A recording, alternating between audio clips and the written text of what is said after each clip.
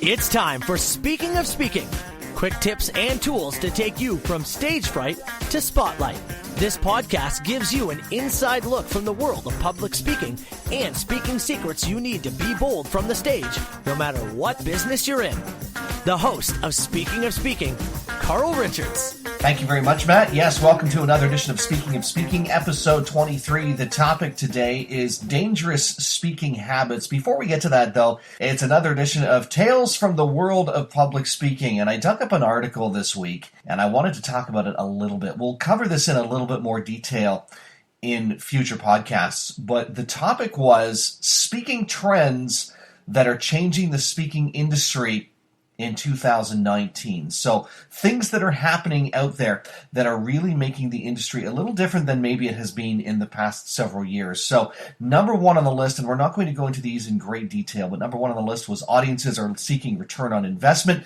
Number two, presentations need to be more engaging and innovative. Number three, crowdsourcing speakers is becoming quite trendy as well, and we'll do a whole podcast on that actually. Number four, motivational speakers, be wary, your time is limited, so to speak. And finally, number five, selling from the stage. It's also becoming a thing of the past. So those are some of the trends that we're seeing in the world of public speaking in 2019 and maybe even beyond. So I'll be covering those in future episodes, so look for those. But today, I wanted to cover dangerous speaking habits. These aren't life-threatening in the sense that if you do these speaking habits, or if you have these speaking habits, that you're going to injure yourself. That's not what I mean by dangerous. These are dangerous in the sense that if you put these into your presentation, or these are habits that you already have, it might be affecting your ability to gain clients and credibility from your talk. Danger area number one, delivering too much of a background. If you find yourself saying the words "before I start," that's a good sign that maybe you have more information than you really should be sharing. Especially if you say "before I start" and there's a 2 or 3 minute backstory. Keep in mind, timing is everything when it comes to your talk. I'm in a networking group called Kingston Connections, and we have a very strict time. It's 15 minutes for the talk and 5 minutes for Q&A. If your talk goes a little longer, that means you have less time for your Q&A. So be aware of that. If you say "before I start," it doesn't matter. The time has already been ticking. And I remember when I was a Toastmaster, we would have people who would participate in contests who had a really hard time with this concept because they would start their speech by saying, "Before I start my actual contest speech, here's something I wanted to share with you about the background." No, it doesn't matter, because once you've started speaking, your time has begun. You have already started, so get on with your material, whatever it is. If you have more material to share, then that's another talk altogether, right? Another dangerous phrase among many out there, and I could spend the next 30 or 40 podcasts covering dangerous phrases that we sometimes get ourselves into, is "let me give you some background." The devil is in the details. So in giving too much background, sometimes what happens is you lose sight of your actual content and the actual topic that you're covering. So if there's too much background, you could lose your audience altogether. Not to mention, there's a good chance you're going to go over time. Number two, overcomplicating the not so complicated. Speaking is not rocket science. And by the way, unless you are a rocket scientist, you shouldn't be speaking about rocket science. You should be speaking about topics that you are well versed in. Sometimes you need to provide additional information if something is not so simple to understand. If it's not rocket science, don't turn it into rocket science for your audience. Don't overcomplicate it. Keep it simple. Keep it moving forward. And I remember even when I started as a speaker and a coach, I would have content that was overcomplicated.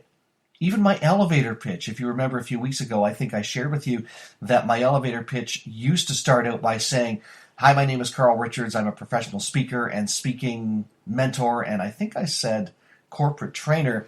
And what I do is I help people strengthen the core competency of communication. That's pretty complicated. It's a very convoluted way to say I help people get better at speaking so they can grow profitable businesses, which is really what I do. You can overcomplicate everything from your elevator pitch to your 10-minute talk to a full hour-long keynote. And a good way to, by the way, to see if you have overcomplicated it or put too much information in is to get some feedback. either from a coach or practice your content in front of some colleagues before you give your presentation for real. So that way you know exactly how much you've given, how much you've done, or how much you've overdone. And if you've overcomplicated it, your audience will tell you. Ask them. Say, hey, I need you to give me some feedback on this, and get their honest feedback in that case. And by the way, a coach will definitely do that for you. And number 3, not providing value. This goes back to knowing your audience.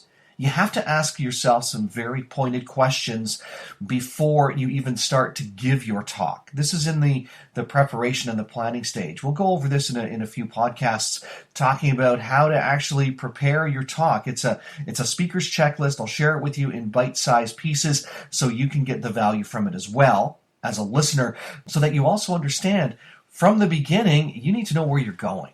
So ask yourself these questions. What are the needs of your audience? Why are you speaking to them? What's the purpose of your talk? What are their needs? Again, what are their needs? That comes up again. And what are they hoping to get out of your speaking with them today? Are they looking to sign into a program? Or do they know that that's what your purpose of being there is to give them some value and then present an opportunity or an offer to them? Or is it something else? Whatever it is, you have to be crystal clear on that, so that the audience knows and you know too what the value is. So make sure you give that value up front. Know your audience, know what their needs are, know why you are speaking to them. In other words, why did the meeting planner hire you, or why did you apply for that speaking opportunity? And what's the purpose of your talk?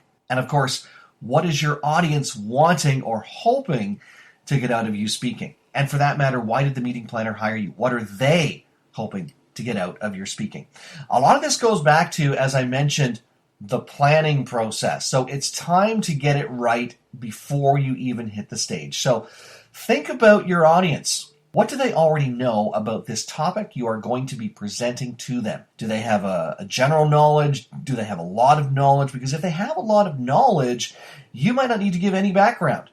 And even if they do have a basic knowledge, you still might not need to give any background.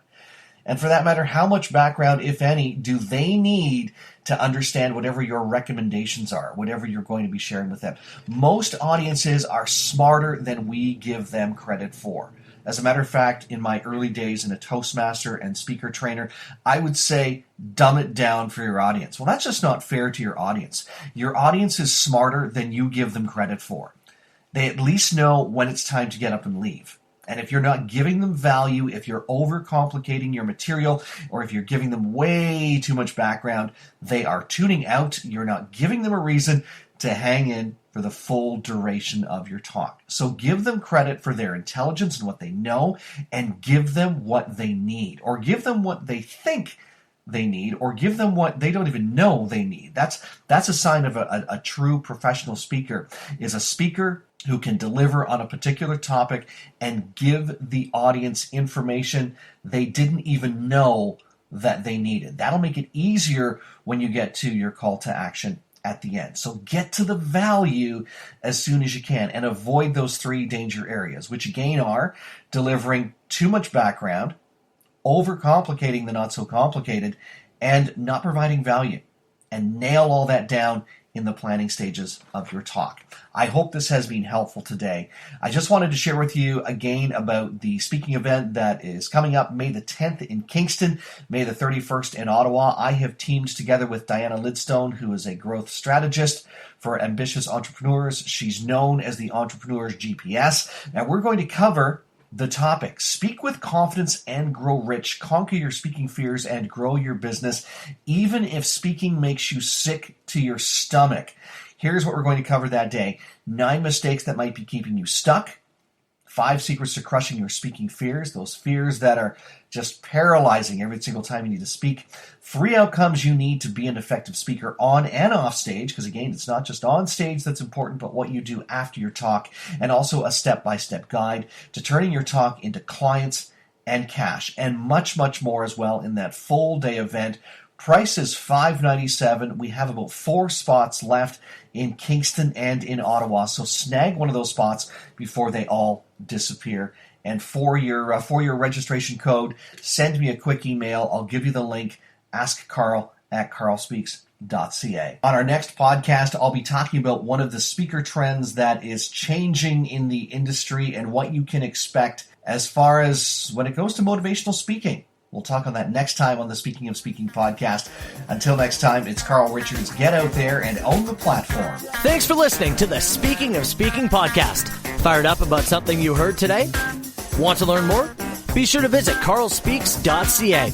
And don't forget to follow Carl on Twitter at CarlRichards72 or join the Facebook group Speaking of Speaking.